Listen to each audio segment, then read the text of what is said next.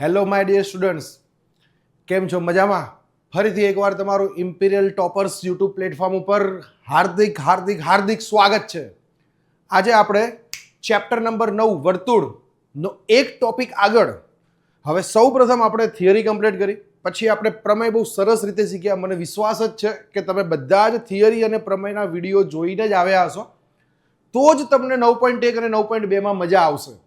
અને હવે આપણે 9.1 અને 9.2 ના જેટલા પણ દાખલા આપણી ટેક્સ્ટબુકમાં છે એટલા ઇન્ટરેસ્ટિંગ રીતે શીખીશું કે એક જ વખત તમે જોશો ને તો દરેક વસ્તુ તમારા મગજમાં 9.1 અને 9.2 વિશે બધું જ ક્લિયર થઈ જશે. એ મારી ગેરંટી છે.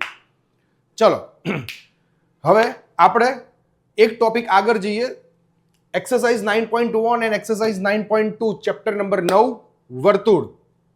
થિયરી અને પ્રમેય ના વિડીયો જો તમે ન જોયા હોય તો એક વખત જોઈને આવજો, કારણ કે પ્રમેયના કોન્સેપ્ટ બધા જ દરેક એક્સરસાઇઝના દાખલા સાથે કનેક્ટેડ છે, અને જો એ નહીં આવડે તો દાખલા નહીં ખબર પડે. અને એનાથી પણ ઇમ્પોર્ટન્ટ વસ્તુ છે થિયરી, કારણ કે થિયરીમાં દરેક શબ્દોનો મતલબ શું છે, એની ડેફિનેશન શું છે, એનો ઉપયોગ ક્યાં, કઈ રીતે, દાખલામાં શું થાય છે, દરેક વસ્તુ મેં ક્લિયર એક્સપ્લેન કરી છે. ચલો જઈએ આગળ.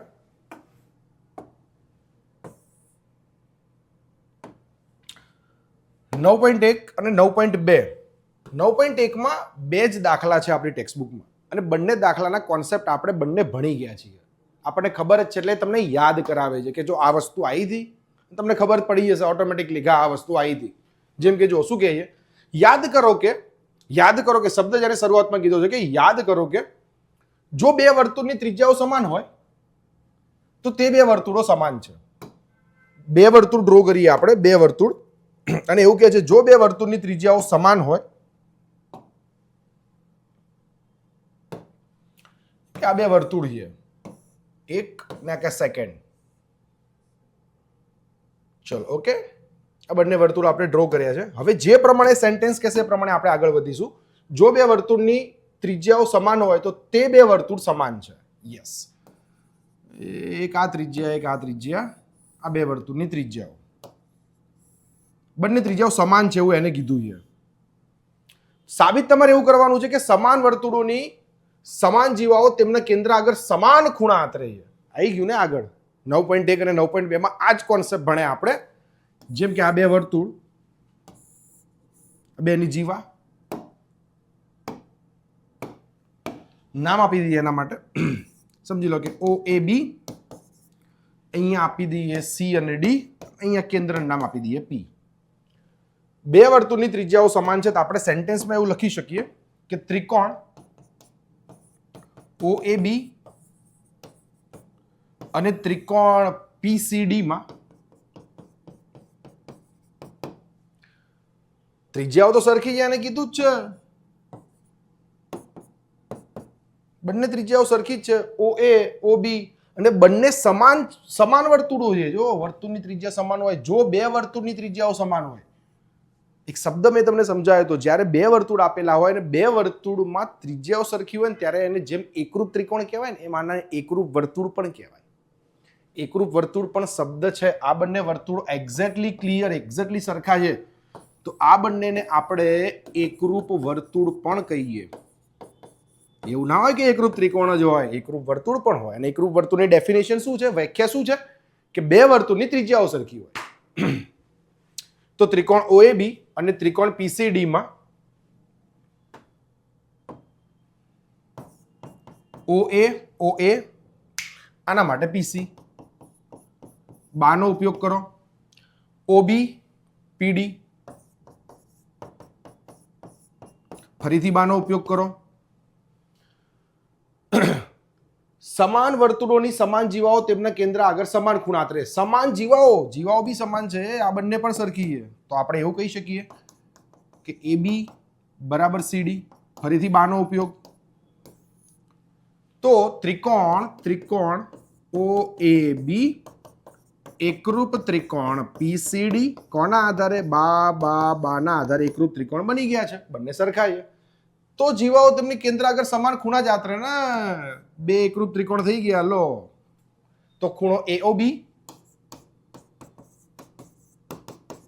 એકરૂપ ત્રિકોણ CPD. આ જે બંને દાખલા છે ને એ તમને યાદ કરાવે છે પ્રમેયની યાદ કરાવે છે. બીજું કંઈ આમાં છે નહીં વધારાનું. જે આપણે પ્રમેય શીખીને આવ્યા ને એ યાદ કરાવે છે તમને.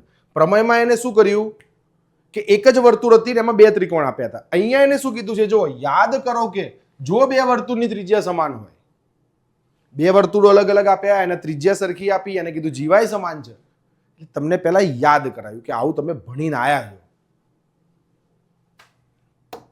સેમ પ્રોસિજર નેક્સ્ટમાં જશે, કોઈ ચેન્જ નહીં આવે. સાબિત કરો કે એકરૂપ વર્તુળની જીવાઓ, એકરૂપ વર્તુળ, ફરીથી એકરૂપ વર્તુળ શબ્દ એને વાપર્યો છે.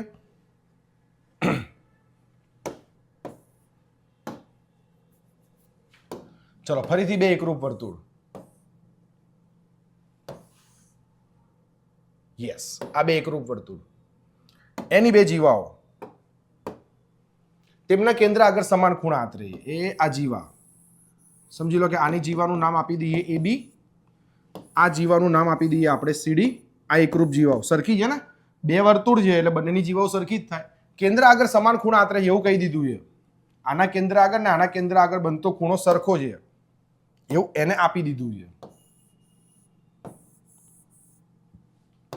એટલે ખૂ સરખા થઈ ગયા એવું કહી શકાય ને.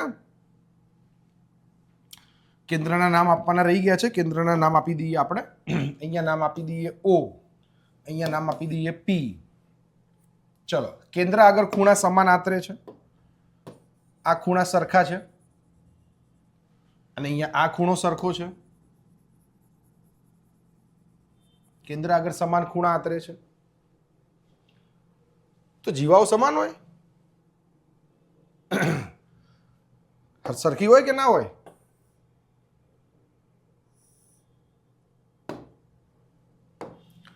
ઊંધું થઈ ગયું ને. એકરૂપ વર્તુળની જીવાઓ તેમના કેન્દ્ર આગળ સમાન ખૂણા આંતરે છે તો એવું વિચારો કે જીવાઓ પણ સરખી છે. યાદ કરો, એ જ વસ્તુ છે કે અલગ વસ્તુ છે? જે આપણે ભણીને આયા એ જ કોન્સેપ્ટ તમને અહીંયા ભણાવે છે કે અલગ ભણાવે છે? એ જ વસ્તુ કહે છે ને કે ડિફરન્ટ કહે છે? સાબિત કરવાનું કહે છે તમને. જુઓ હવે શું સરખું આપી દીધું છે? તેમના કેન્દ્ર આગળ સમાન ખૂણા આંતરે છે. તો સૌપ્રથમ આપણે એવું કહી શકીએ કે ત્રિકોણ OAB અને ત્રિકોણ PCD માં ખૂણો AOB અને ખૂણો CPD સરખા છે એવું એને કીધું છે, મેં નહીં કીધું. જો એકરૂપ વર્તુળની જીવાઓ તેમના કેન્દ્ર આગળ સમાન ખૂણા આંતરે, આ ખૂ સરખા છે એવું એને કીધું છે. હવે જો બંને બાજુ બે ત્રિકોણની આપણે વાત કરીએ તો આ બંને એકરૂપ વર્તુળ છે. એકરૂપ વર્તુળ છે, એકરૂપ વર્તુળ કીધું છે ને, એકરૂપ વર્તુળ એટલે આની જે બે ત્રિજ્યા છે OA અને OB, આની બે ત્રિજ્યા છે PC અને PD, કેવી થવાની? સરખી જ થવાની ને. તો OA બરાબર PC, સમાન ત્રિજ્યાઓ. સમાન ત્રિજ્યા એટલે શું કહી શકાય? બા કહી શકાય. સેમ પ્રોસિજરમાં OB બરાબર PD, સમાન ત્રિજ્યા. શું કહી શકાય? બા કહી શકાય. ફરીથી બંને ત્રિકોણ સરખા સાબિત થઈ ગયા. બંને ત્રિકોણ સરખા સાબિત થઈ ગયા, એકરૂપ સાબિત થઈ ગયા. તો ત્રિકોણ OAB એકરૂપ ત્રિકોણ PCD કોના આધારે? બાજુ, ખૂણો, બાજુ. જોઈ લો, ફરીથી એક વખત તમને હાઇલાઇટ કરીને બતાવી દઉં છું. બાખુબા કઈ રીતે લાગે છે? બાખુબા, બાખુબા. બાજુ, અહીંયા ખૂણો બને, ફરીથી બાજુ, બાજુ, અહીંયા ખૂણો બને, બાજુ. અને મેન હિન્ટ શું છે? એકરૂપ વર્તુળ એ મેન હિન્ટ છે બંને દાખલાની. એટલે આ બંને દાખલા છે ને નોર્મલી ઓછા પૂછાય છે, પણ તમને કોન્સેપ્ટ આનો ખબર હોવી જરૂરી છે. એવું સમજવાનું નહીં કે 2 માર્ક્સમાં કે 3 માર્ક્સમાં કે નોર્મલી આપણને પૂછે.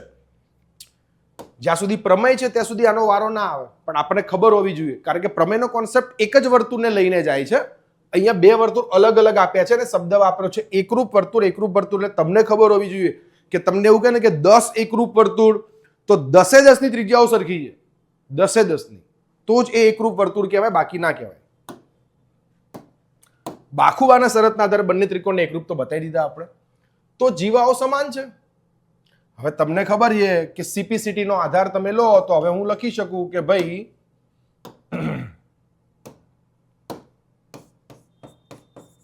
AB બરાબર CD લખાય કે ના લખાય? CPCT બધું જ લખાય. આ આપણા માટે મેન વસ્તુ છે. આવું ચેપ્ટર 7 થી સર બૂમો પાડીને કહેતા આયા છે કે ત્રિકોણનો કોન્સેપ્ટ ચતુષ્કોણ અને વર્તુળમાં પણ કનેક્ટેડ આવશે અને આવી જ રહ્યો છે. તમે ભણી રહ્યા છો અને પ્રમેય પણ મેં તમને સમજાવી દીધા, એમાં પણ મેં તમને આ વસ્તુ કીધી છે. બસ 2 જ દાખલા છે 9.1 માં અને એ બી તમને યાદ કરાવે છે. પ્રમેય જે શીખ્યા એ તો આમાં જોવાની જરૂર જ નહીં. પ્રમેય ક્લિયર છે એટલે પ્રમેયમાં એક આકૃતિમાં કામ થાય છે અને આમાં 2 અલગ અલગ આકૃતિ પ્રમાણે આપણે કામ કરવાનું છે. કામ એ જ છે, કઈ બીજી વધારાની કોઈ જ વસ્તુ છે નહીં. તમને રિમાઇન્ડ કરાવે છે 2 અલગ અલગ વર્તુળ લઈને કે આનો એક ત્રિકોણ દોરું, આનો એક ત્રિકોણ દોરું.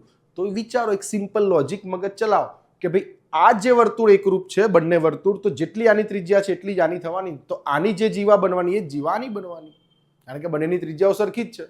તો ખૂણા સરખા બનાવે છે બંને ત્રિજ્યા, તો આની 2 ત્રિજ્યાથી બનતો ખૂણો સરખો હોય તો આની જીવા બને ને આની જીવા બને તો અલગ થોડી થાય, સરખી જ થાય ને. સિમ્પલ યાર, જનરલ નોલેજ, સામાન્ય બુદ્ધિનો કામ છે. ચલો જઈએ આગળ, શરૂઆત કરીએ 9.2 ની. સરસ એવો દાખલો 9.2 નો. 5 સેમી અને 3 સેમી ત્રિજ્યાવાળા 2 વર્તુળ 2 બિંદુમાં છેદે છે અને તેમના કેન્દ્ર વચ્ચેનું અંતર 4 સેમી છે.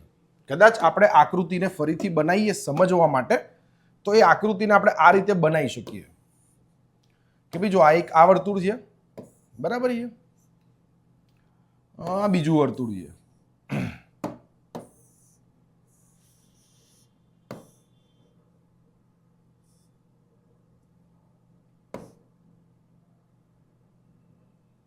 આ બીજું વર્તુળ છે. આકૃતિ બનાવીએ ફરીથી એકવાર આપણે.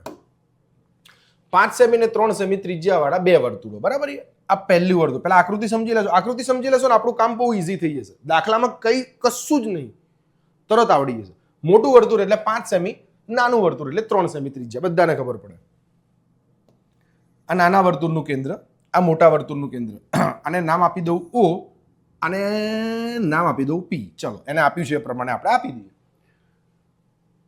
2 વર્તુળો 2 બિંદુમાં છેદે છે. આ છેદે ને 2 બિંદુમાં છેદે છે. સમજી લો કે અહીંયા A બિંદુમાં ને અહીંયા B બિંદુમાં છેદે છે. તેમના કેન્દ્ર વચ્ચેનું અંતર કેટલું છે? 4. હવે સિમ્પલ વસ્તુ વિચારો કે કેન્દ્ર વચ્ચેનું અંતર તમને આપે એટલે ઓબ્વિયસલી મારે આ 2 લાઈનને જોઈન્ટ કરવી પડે. એ વગર તો કેન્દ્ર વચ્ચેનું અંતર થાય જ નહીં. હવે લાઈન એ બધી 1 બાય 1 કનેક્ટેડ લાઈન કરાવશે તમારી જોડે. તો સામાન્ય જીવાની લંબાઈ શોધો. હવે સામાન્ય જીવાનો મતલબ શું થાય? પહેલા તો એ સમજવું પડે. સામાન્ય જીવાનો મતલબ એવો થાય, એક જ જીવા લેવાની પણ એ બંને વર્તુળમાં લાગતી હોય, એને કહેવાય સામાન્ય જીવા. જેમ કે જસ્ટ એક એક્ઝામ્પલ, આ એક વર્તુળ હું લઉં છું, આ મેં બીજું વર્તુળ લીધું. હવે આ રીતે હું જીવા બનાવું, આ રીતે આમ, તો આ જે જીવા છે એ આ વર્તુળમાંય લાગે અને આ વર્તુળમાંય લાગે, જેને કહેવાય સામાન્ય જીવા. કન્ફ્યુઝ ના થતા વર્ડમાં. વર્તુળ 2 પણ જીવા બંનેની એક જ, બંને વર્તુળનું કામ કરે. હવે સામાન્ય જીવાની એને લંબાઈ શોધવાનું કીધું છે સીધું મને. હવે જો એ આ સામાન્ય જીવા થઈ અને કેન્દ્રમાંથી પસાર થાય છે,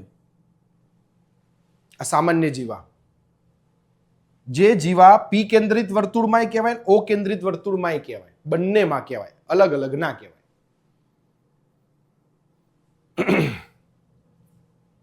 હવે આને પૂરી તો કરવી પડે ને આકૃતિ. આકૃતિ પૂરી કઈ રીતે થાય? એ આમ પૂરી થઈ જાય, આ રીતે કરો એટલે કમ્પ્લીટ આકૃતિ લો આપણી. હવે આમાં જે માહિતી મને આપી છે ને એને હું પહેલા લખી નાખું કે મારી જોડે માહિતી કઈ કઈ છે. જો 5 સેમી ત્રિજ્યા, તો જો આ મોટું વર્તુળ છે તો O એ 5 થાય, એ આ 5 થાય. નાનું વર્તુળ કયું છે? નાનું વર્તુળ કયું છે? P કેન્દ્રિત વર્તુળ નાનું છે, એની બી ત્રિજ્યા મને આપી છે, કેટલી છે? 3 છે. તો મારા માટે 3 કોણ થાય? 3 કયા થવાના? જો 3 શું થશે મારા માટે? સામાન્ય જીવા એટલે મારે AP આવી જાય, AP તો મારું કામ થઈ જાય ને. એટલે AP સોરી સામાન્ય એટલે આ છે 3. કેટલું છે? 3. કારણ કે નાના વર્તુળની ત્રિજ્યા છે. અને આ બે ત્રિજ્યા વચ્ચેનું અંતર, સોરી, બે કેન્દ્ર વચ્ચેનું અંતર 4. આપણી આકૃતિ પૂરી. ફરીથી બોલું.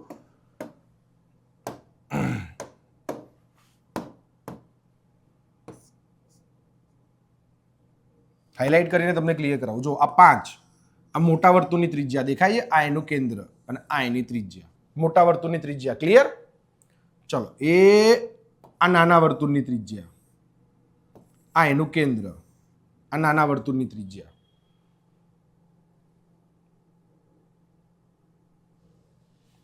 અને આ કેન્દ્ર કોનું છે? મોટા વર્તુળનું. આ કેન્દ્ર કોનું છે? નાના વર્તુળનું. બંને વચ્ચેનું અંતર કેટલું? 4.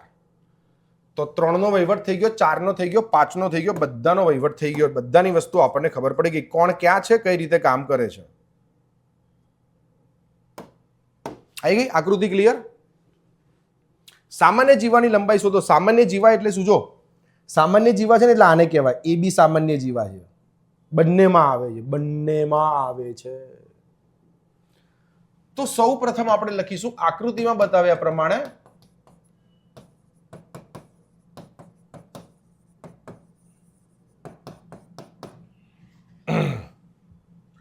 ઓ કેન્દ્રિત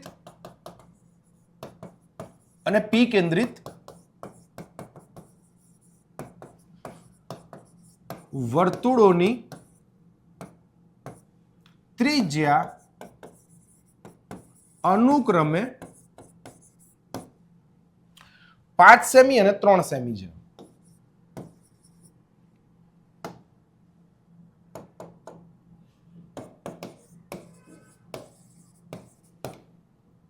આકૃતિનું વર્ણન કરવું પડે ને. આ ફર્સ્ટ લાઈન, સેકન્ડ લાઈન, બંને કેન્દ્ર વચ્ચેનું અંતર જેને આપણે કહીશું ઓપી. બંને કેન્દ્ર વચ્ચેનું અંતર કેટલું છે? 4. બંને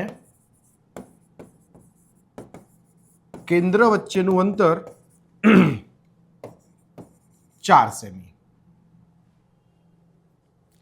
શોધવાનું છે મારે સામાન્ય જીવાની લંબાઈ. તો સામાન્ય જીવાની લંબાઈ જે મારે શોધવાની છે એને હું કહી દઈશ AB. એ મારે શોધવાનું છે. હવે જુઓ ધ્યાનથી તમે, જ્યારે આ બંને છેદે છે ત્યારે એકબીજા સાથે 90 ડિગ્રી બનાવે છે. દેખાય છે તમને? જો તો ત્રિકોણ AP અને O જે તમને દેખાય છે, કયો ત્રિકોણ? APO ત્રિકોણ, એક કાટકોણ ત્રિકોણ બનાવે છે. દેખાય છે કે નહીં દેખાતું? હું AB શોધીશ એટલે મારું કામ થઈ જશે. મારે મેઇન ટાર્ગેટ છે સામાન્ય જીવાની લંબાઈ શોધવાનું. તો ત્રિકોણ APO માં માપખૂણો P એ 90 બનાવે છે. જ્યારે 90 બનાવે, 90 કઈ રીતે બનાવે તમે જુઓ. આ બંને ત્રિજ્યાઓ છે, બંને ત્રિજ્યા છે, આ બંને વચ્ચેનું અંતર છે અને આ જીવા છે, આખી છે જીવા છે એ જ ત્રિજ્યા છે, એનો ભાગ કવર કરે છે. ધ્યાન રાખજો, કન્ફ્યુઝ ના થતા. તમે એવું કહેશો સર 3 સેમી વાળી છે એ ત્રિજ્યા છે કે જીવા છે? તો એની ઉપર જ છે. આ જે 3 સેમી વાળો જે ભાગ દેખાય છે તમને એ ત્રિજ્યા પણ છે અને આખી એક્સટેન્ડ કરશો તો એ જીવા પણ છે. This is the turning point. એની ઉપર જ છે એ ત્રિજ્યા છે ને એને એક્સટેન્ડ કરો છો એટલે જીવા બની જાય. જીવા કઈ રીતે બને? કારણ કે બંનેમાં આવે છે, નાના વર્તુળમાં આવે છે ને મોટા વર્તુળમાં આવે છે. એટલે એમાં કન્ફ્યુઝ નહીં થવાનું કે આ ભાગ છે ત્રિજ્યાનો ભાગ છે કે જીવાનો ભાગ છે. તો 3 સેમી વાળો જે ભાગ છે એ વર્તુળ માટે કહો તો ત્રિજ્યા કહેવાય, નાના વર્તુળની. પણ એને AB ની વાત કરો તો એ નાના વર્તુળની એ જીવા થઈ અને મોટા વર્તુળની બી જીવા થઈ. This is the important thing. ના ખબર પડે ને તો બેક કરીને ફરીથી સાંભળજો શબ્દો અને પછી આગળ વધજો પ્લીઝ, તો જ મજા આવશે. નકર પછી ગોખવાની વાત થશે.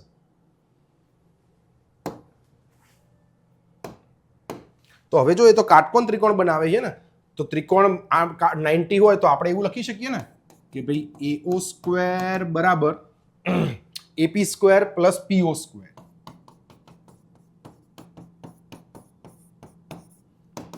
અહીંયા AP સ્ક્વેર એટલે આપણે લખી શકીએ આ છે 5 નો વર્ગ. AP એટલે કેટલા કહેવાય? 3 નો વર્ગ. અને આ બાજુ કહેવાય 4નો વર્ગ. સમાધાન કરે છે કાટકોણ ત્રિકોણ પ્રમાણે? હા, એક્ઝેક્ટ સમાધાન કરે છે. જુઓ, એટલે આપણે એવું કહી શકીએ કે આ 90 ડિગ્રી બતાવે છે. સમાધાન કરી દીધું. 25 બરાબર 9 ને પ્લસ 16 એટલે 25 બરાબર 25. ખબર પડી ગઈ? તો હવે જ્યારે મારે જો જીવાનું માપ શોધવું હોય, સામાન્ય જીવાની લંબાઈ મારે લખવી હોય, તો સામાન્ય જીવાની લંબાઈ શું લખાય? AB બરાબર 2 ગુણ્યા AP. એના કરતા ડબલ થઈ જાય. 2 ગુણ્યા 3 બરાબર 6 centimetre. This is my final answer. Concept is more important than answer. જવાબ આવી ગયો એ જરૂરી નથી, જવાબ કઈ રીતે આવ્યો એ જરૂરી છે, અને આપણા મગજમાં ઉતર્યું કે નહીં ઉતર્યું એના કરતા પણ વધારે જરૂરી છે.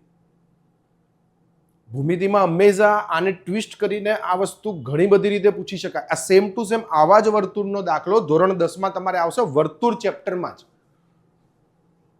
પણ એ અલગ રીતે ગણવાનો હોય. આવી જ આકૃતિ, આ જ વસ્તુ આ રીતે જ ગણવાનું. પણ કોન્સેપ્ટ માઇનર ચેન્જ. આ જેટલું જલ્દી મગજમાં ઉતર્યું હશે ને એટલું એ દાખલામાં ફટાફટ મજા આવશે. ચલો, ક્લિયર? જઈએ આગળ. નેક્સ્ટ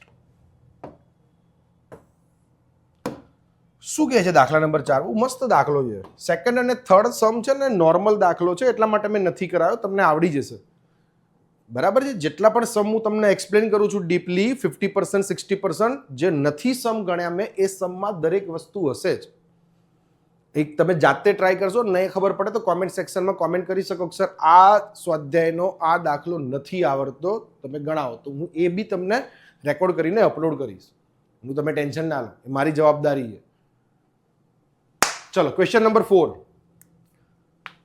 જો ઓ કેન્દ્રવાળા બે સમકેન્દ્રીય વર્તુળો ને એક રેખા અનુક્રમે A, B, C અને D માં છેદે છે. આકૃતિ તમને આપેલી છે, બહુ સરસ, બહુ મસ્ત.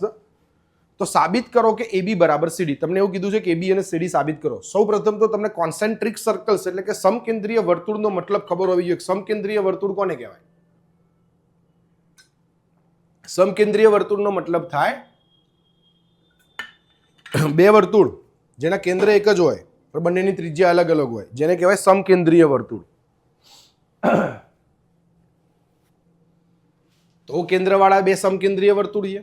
એક નાનું છે ને એક મોટું દેખાય છે તમને, અને એ અનુક્રમે A, B અને C અને D માં છેદે છે. A, B, C અને D માં છેદે છે. તો સાબિત કરો કે AB અને CD સરખા જ. આકૃતિમાં આપણે AB CD ને આપણે જોઈએ, લલ્લુ પંજુ જેવો દાખલો છે, એકદમ લલ્લુ જેવો, કશું જ નહીં. હમણાં ખબર પડી જશે. જો આ ભાઈ અને આ ભાઈને મારે સરખા બતાવવાના છે, AB અને CD. હવે જોજો ધ્યાનથી. એ આ નાનું વર્તુળ, બરાબર, એ આ મોટું વર્તુળ. જે આ લાઈન જાય છે એ બે વર્તુળના બે બે બિંદુ એટલે ટોટલ 4 બિંદુઓને છેદીને જાય છે, ભાગે છે, 4 એ 4 ના કટકા કરે છે, 4 એ 4 બિંદુમાંથી નીકળે છે.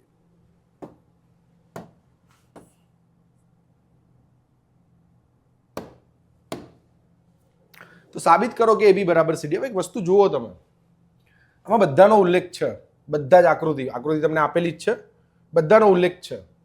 એકનો ઉલ્લેખ નથી. જુઓ તમે, કોનો ઉલ્લેખ નથી? એમનો ઉલ્લેખ નથી. તો જેનો ઉલ્લેખ ના હોય ને પહેલા કરવો પડે. સૌ પ્રથમ ઓમાંથી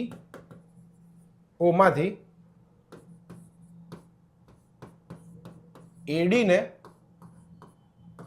લંબ દોરો. એમની એન્ટ્રી પડી ગઈ. 90 ડિગ્રી એને બતાવ્યું છે ને, કારણ કે રકમમાં નથી. એટલે આપણે સૌ પ્રથમ ઓમાંથી AD ને લંબ દોરો. એટલે આપણે એવું કહી શકાય કે OM લંબ AD. બહુ સિમ્પલ દાખલો, બહુ જ સિમ્પલ દાખલો, તરત આવડી જાય. તરત બાદબાકી સરવાળા આવડતા હોય ને એટલે આ દાખલો આવડી જાય, એવો દાખલો. જોજો, હમણાં પત્તા ખુલી જશે ફટાફટ. બે વર્તુળ દેખાય છે, નાનું ને મોટું, બરાબર. વારાફરતી બે વર્તુળને લઈએ. ચલો, પહેલા હું એવું લખું, મોટા વર્તુળ માટે લખાય આવું? લખાય ને સાહેબ, કેમ ના લખાય? મોટા વર્તુળ માટે તો AM લંબ AD, સોરી, OM લંબ AD થાય. B કેમ લખાઈ જાય છે? D લખવાનો છે. ડન. ઓકે, તો આ 90 ડિગ્રી બનાવે તો બે સરખા ભાગે કરે ને, દુભાગે છેદે છે બંને. તો હું એવું નહીં કહી શકું કે AM બરાબર DM મોટા વર્તુળ માટે એવું કહેવાય કે ના કહેવાય? જુઓ ને જરા ભાઈ, આ ભાઈને થાય ને હાઇલાઇટ ખબર પડે છે ને, અને આ ભાઈને સરખું ના લેવાય ને. આ એક્ઝેક્ટ વચ્ચે છે, બરાબર છે, એક્ઝેક્ટ સેન્ટરમાં છે. તો M થી A નું માપ અને M થી D નું માપ કેવું થાય? સરખું. હમણાં જ આપણે સમજ્યા આ રીતે. જો હમણાં જ આ કોન્સેપ્ટ આપણે ક્લિયર કર્યો કે આ વર્તુળ છે, આ એની જીવા છે, આ એનો લંબ દ્વિભાજક છે, જે અહીંયા 90 બનાવે ને બે સરખા ભાગે કરે. આવું આપણે પ્રમેયમાં શીખ્યા. યસ.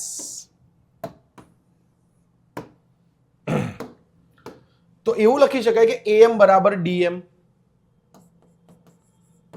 AM બરાબર MD, અને આપી દઉં મસ્ત પરિણામ 1. બરાબર. હવે બાજુમાં એક લાઈન કરું અને એમાં જ લખું કે નાના વર્તુળ માટે અલ્લાદીન કા ચિરાગ અભી આएगा. જે બુદ્ધિ મોટા વર્તુળમાં ચલાવી એ જ બુદ્ધિ નાના વર્તુળમાં ચલાવો તો શું કહેવાય?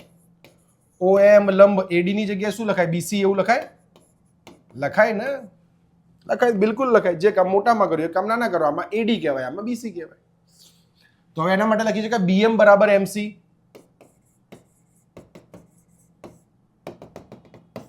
આને કહેવાય સેકન્ડ રિઝલ્ટ, પરિણામ 2. આ મારે આને પ્રગટ કરવાનું છે, આને. આ તો કેવું બધું સિમ્પલ છે, મોટા વર્તુળ માટે, નાના વર્તુળ માટે. હવે અહીંયા મસ્ત સેન્ટેન્સ લખીએ આપણે. પરિણામ 2 માંથી 1 બાદ કરતા 2 માંથી 1 બાદ કરીએ તો AM માંથી BM બાદ કરીએ તો AM માઇનસ BM, આનું આ બરાબર કરીને MD માંથી MC બાદ કરીએ. કરાય ને? કેમ ના કરાય? AM ક્યાં છે? RUAM. જુઓ,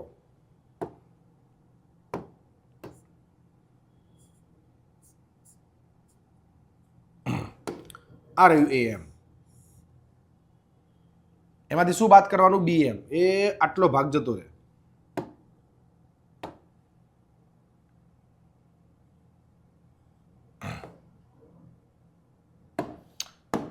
गलत सिलेक्ट हो गया. AM એમાંથી આ BM જતું રહે. શું વધે? AB. રેડી? સેમ પ્રોસીજર પેલી બાજુ. ARDM. એમાંથી CM જતું રહે. કેટલો ભાગ વધે? CD. छोटे लड़के जैसा है भाई. चलो AM માંથી BM બાદ કરો, વધે AB. MD માંથી MC બાદ કરો, વધે CD. કામ ખતમ. સિમ્પલ દાખલો.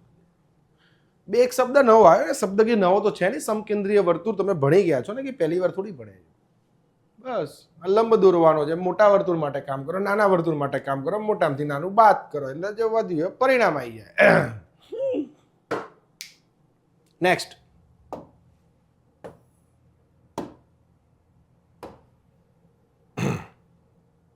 બહુ મસ્ત દાખલો.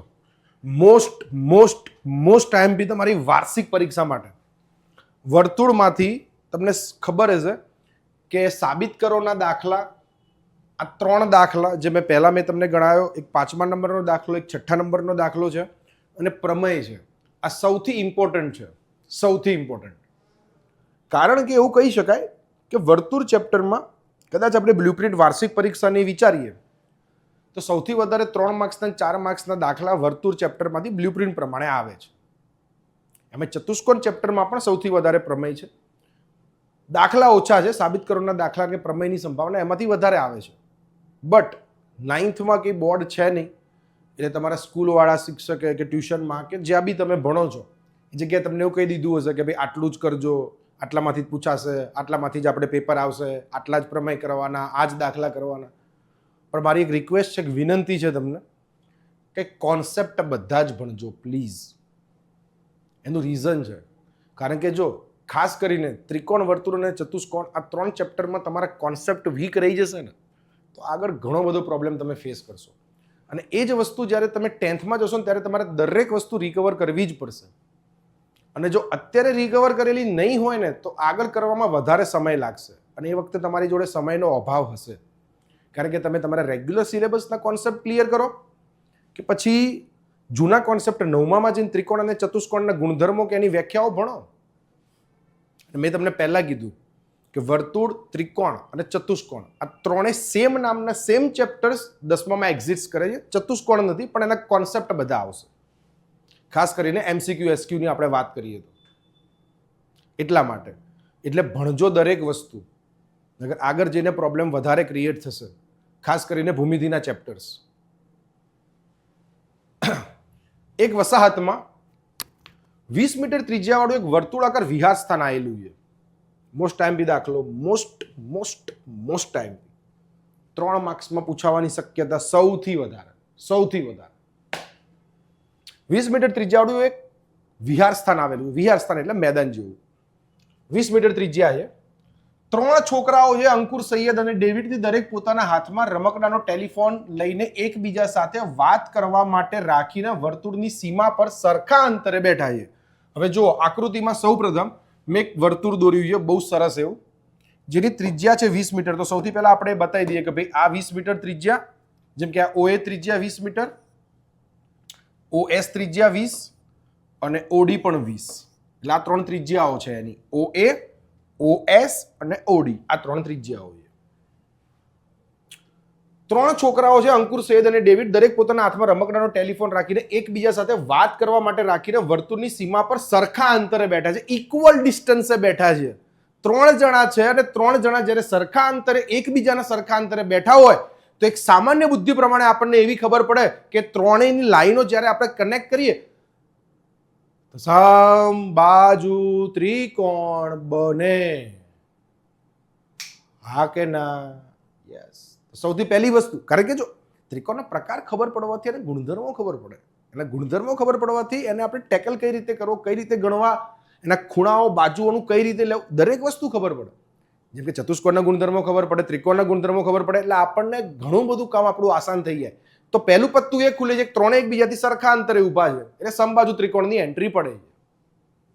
ઓકે, વર્તુળની સીમા પર સરખા અંતરે બેઠા છે અને દરેકના ટેલિફોનની દોરીની લંબાઈ શોધો. હવે દરેકની લંબાઈ શોધવાની જરૂર નહીં ને, સમબાજુ ત્રિકોણ છે, હમણાં કીધું એકની શોધો ગુણ્યા 3 કરો એટલે 3 ની મળી જાય. સિમ્પલ. Okay, done. ચલો જઈએ આગળ. કોન્સેપ્ટ ક્લિયર, ખબર પડી ગઈ. પહેલા તો આકૃતિનું વર્ણન કરીએ આપણે, કારણ કે આકૃતિ આપી નથી આપણને, આપણી આકૃતિ આપણે જાતે દોરી છે. તો આકૃતિમાં બતાવ્યા પ્રમાણે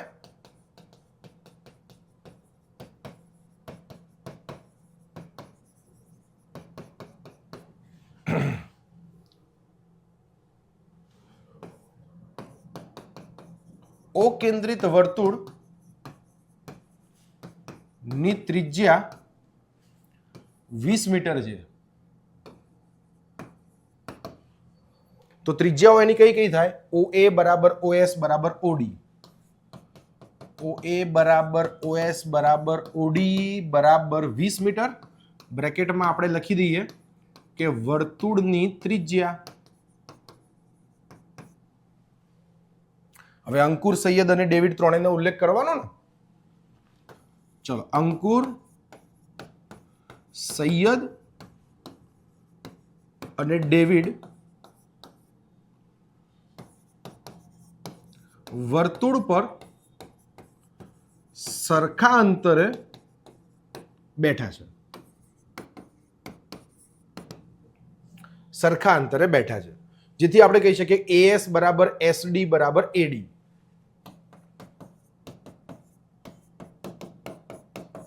જેથી આપણે ત્રિકોણ ASDA સમબાજુ ત્રિકોણ છે.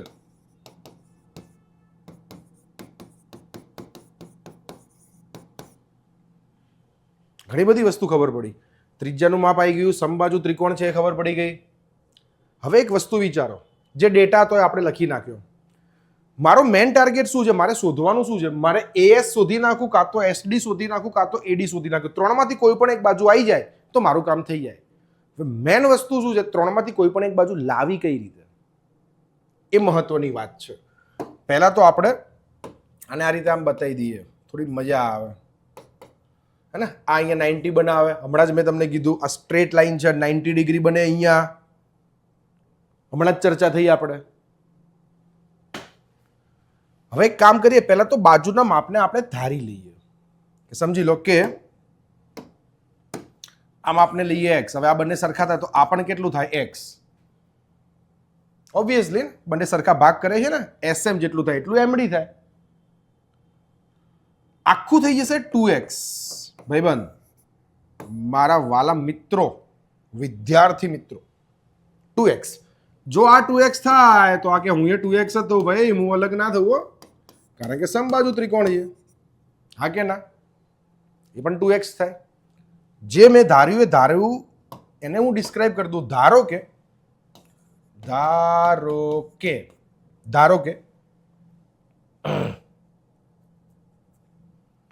SM બરાબર MD બરાબર x મીટર. તો એના ઉપરથી બધા માપ લખીએ. AS SD અને AD આ બધા થઈ જશે 2x મીટર. હા કે ના? યસ, બિલકુલ, વાય નોટ.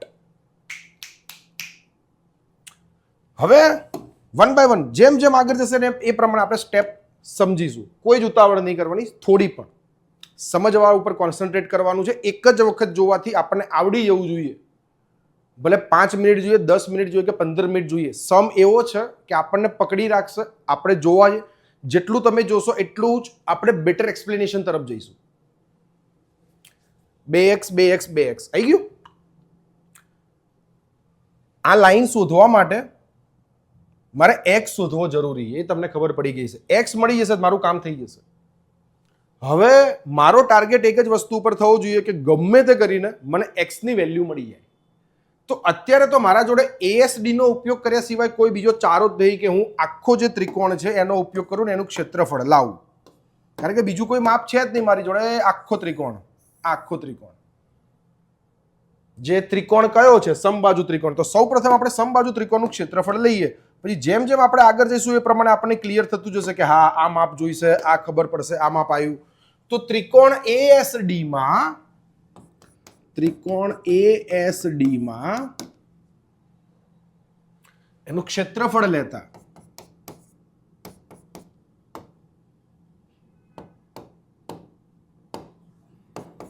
ત્રિકોણ ASD નું ક્ષેત્રફળ બરાબર √3/4 ગુણ્યા બાજુનો વર્ગ. તમને બધાને ખબર છે સાહેબ, એ સૂત્ર શેનું લખ્યું?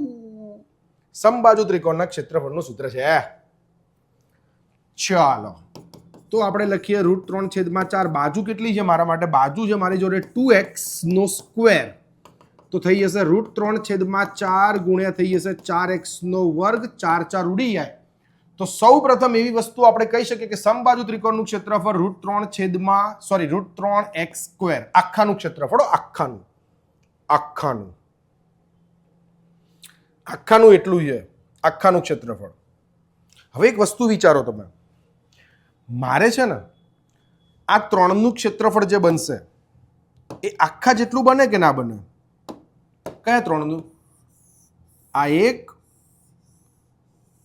આ 2 અને આ 3. 8. જોરદાર જગારા મારે છે ને, સખત એમ. આ ત્રણેયના ક્ષેત્રફળનો હું સરવાળો કરું તો શું એક ક્ષેત્રફળનો સરવાળો આખા ત્રિકોણના ક્ષેત્રફળ જેટલો થાય કે ના થાય? બિલકુલ 1000% થાય સાહેબ. કેમ ના થાય? તો હવે હું એવો પ્રયત્ન કરું કે આ નાના જે 3 ત્રિકોણો મારી જોડે બને છે ને એ બંનેમાંથી, એ ત્રણેયમાંથી કોઈ પણ એકનું ક્ષેત્રફળ શોધવાનો પ્રયત્ન કરું. કોઈ પણ એકનું ક્ષેત્રફળ હું શોધું. કારણ કે મોટાનું ક્ષેત્રફળ નાના 3 ત્રિકોણના ક્ષેત્રફળ બરાબર થશે.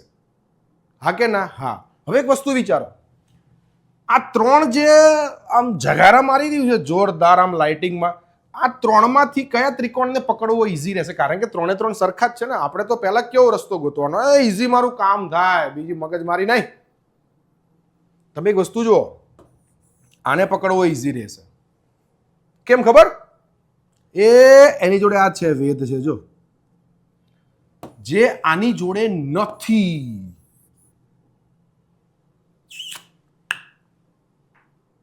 સહી બોલા क्या मैंने?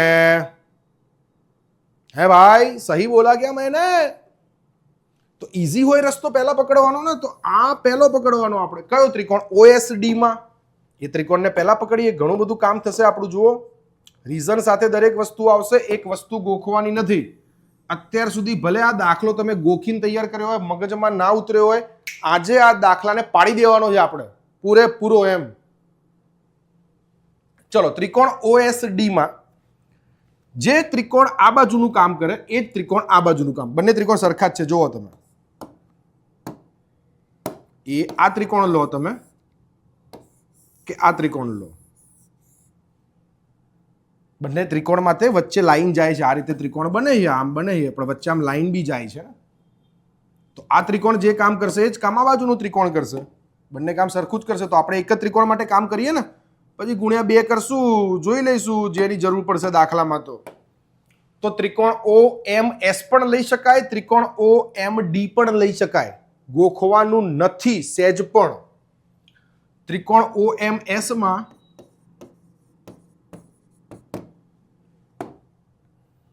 ચલો કાટખૂણાના આધારે જો કાટખૂણો બને છે તો એવું લખાય OS² બરાબર OM² પ્લસ SM².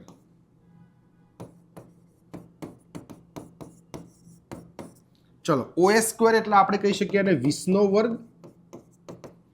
OM તો છે નહીં, નથી, લખો એમના એમ OM નો સ્ક્વેર. ઓકે, SM નો સ્ક્વેર એટલે X નો સ્ક્વેર. ડન. ચલો, that means OM² is equal to 400, X² પેલી બાદ જાય થઈ જાય માઇનસ. તો હવે એવું કહેવાય OM બરાબર અંડર રૂટમાં 400 માઇનસ X નો સ્ક્વેર. આનું વર્ગમૂળ નીકળે ને, ભૂલથી કાઢી ના નાખતા, વચ્ચે માઇનસ છે સાહેબ. 400 બહાર નીકળે એટલે 20, X² બહાર નીકળે એટલે X.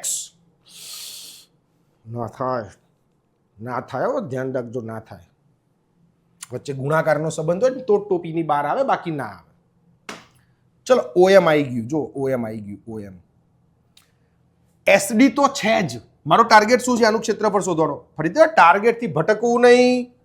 મારો ટાર્ગેટ શું છે? OSD નું ક્ષેત્રફળ શોધવું. ક્ષેત્રફળ શોધવું એટલે કે 3 હરખા ક્ષેત્રફળ. હા, 1/2 પાયો ગુણ્યા વેધ, 1/2 પાયો ગુણ્યા વેધ. તો પાયો 2x છે, વેધ મને મળી ગયો OM અંડર રૂટમાં. ભલે ને x માં મળ્યો, આમે બીજી બધી કઈ વસ્તુઓ મારી જોડે આંકડામાં છે, બધું x માં જ છે ને. તો ચાલવા દો ને ભાઈ, ભલે ને ચાલતું, શું વાંધો છે? કયો ત્રિકોણ? ત્રિકોણ OSD નું ક્ષેત્રફળ.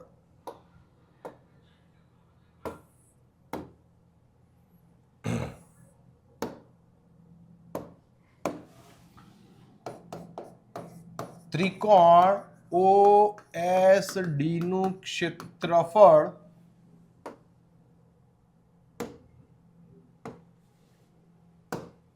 એકના છેદમાં 2 SD ગુણ્યા OM.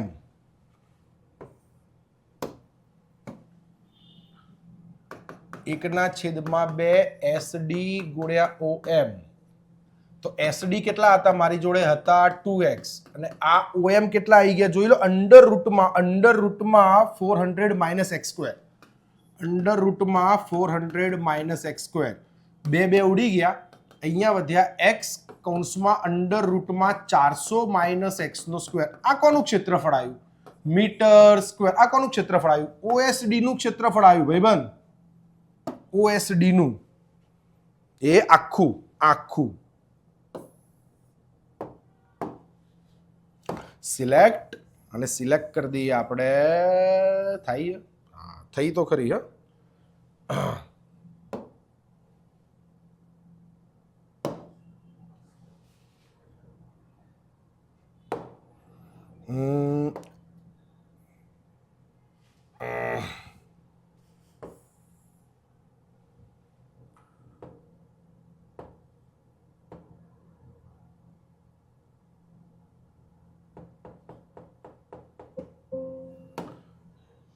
આકૃતિ ફરી જશે, મજા નહીં આવે. Eraser, select eraser. એક જ મિનિટ, આને સેટ કરી દઈએ આપણે. સિલેક્ટ.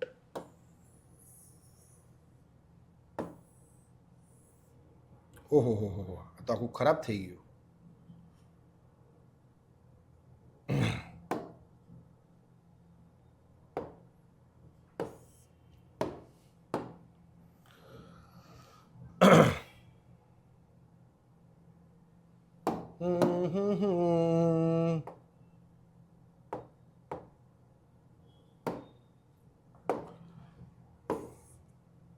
ચલો, ક્ષેત્રફળમાં આઈડી આવી જશે, આઈ થિંક સો. બરાબર છે, કઈ વાંધો નહીં, ભલે આકૃતિ ચેન્જ થઈ ગઈ, ડોન્ટ વરી. આપણને એક વસ્તુ ખબર છે, નાના ત્રિકોણનું ક્ષેત્રફળ મોટા ત્રિકોણનું ક્ષેત્રફળ નાના 3 ત્રિકોણના ક્ષેત્રફળના સરવાળા બરાબર થાય, એ આપણને ખ્યાલ જ છે. હવે આ નાના ત્રિકોણનું ક્ષેત્રફળ આવ્યું, તો જુઓ મોટો ત્રિકોણ શું હતો મારી જોડે? એએસડી મોટો ત્રિકોણ હતો. તો ત્રિકોણ એએસડી નું ક્ષેત્રફળ એ કોના બરાબર થાય? આના 3 વડે ગુણું ત્યારે થાય ને, કારણ કે આને 3 ગણું થાય. તો 3 ગુણ્યા x કૌંસમાં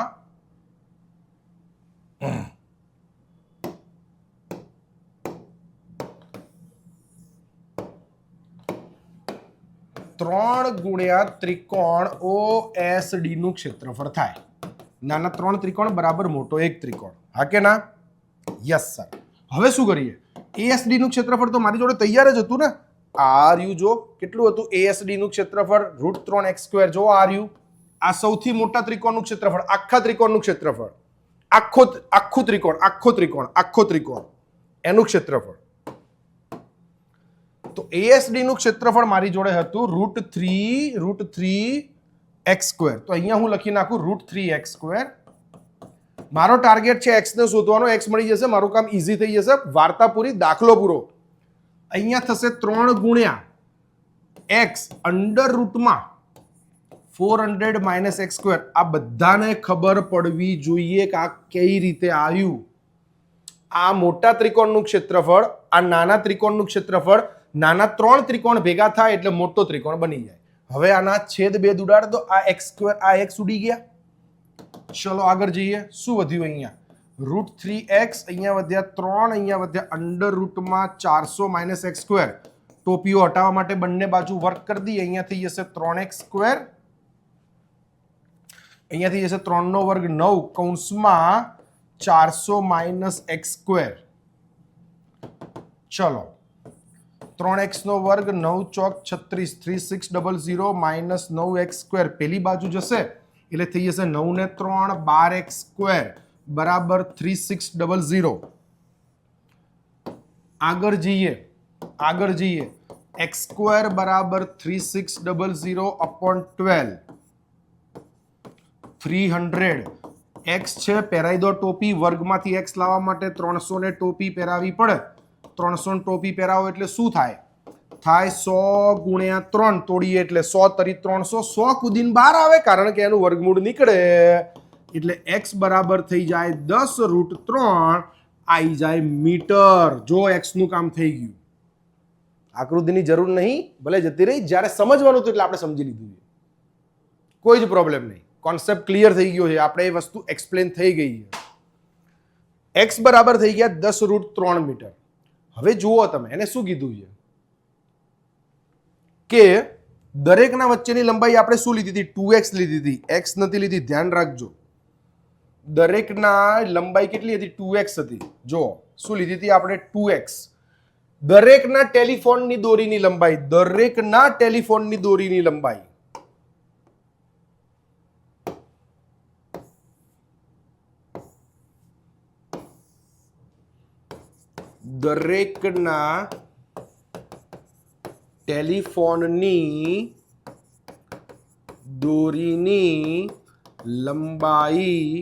બરાબર 2x બરાબર 2 ગુણ્યા 10√3, 10 દુ 20√3 metre. This is your final answer. કેલ્ક્યુલેશનમાં ધ્યાન રાખવું, ભૂલ ના પડે. આ વસ્તુ ખાસ સમજજો, ગણતરીમાં ભૂલ ના થવી જોઈએ. ચલો, આ 9.1 અને 9.2 આપણે કમ્પ્લીટ કરી દીધું. નેક્સ્ટ લેક્ચરમાં આપણે 9.3 તરફ જઈશું, હે ને? ચલો, વિડીયો ગમ્યો હોય, સમજૂતી ગમી હોય તો લાઈક કરજો, શેર કરજો, સબસ્ક્રાઇબ કરજો, તમારા મિત્રોને પણ ખાસ જણાવજો, એમને પણ બતાવજો કે અમે આ ચેનલ ઉપર ઓનલાઈન પ્લેટફોર્મ ઉપર આ સર સાથે ભણી રહ્યા છીએ અને અમને બહુ મજા આવે છે. ચલો મળીએ 9.3માં. હજુ આના કરતાં બી 9.3ની સમજૂતી બહુ સરસ છે, ખૂણાવાળા દાખલા સમજવાના છે, એટલે 9.3 પણ આપણે તરત જ સ્ટાર્ટ કરીશું. ચલો મળીએ નેક્સ્ટ વિડીયોમાં. જય હિન્દ, જય ભારત.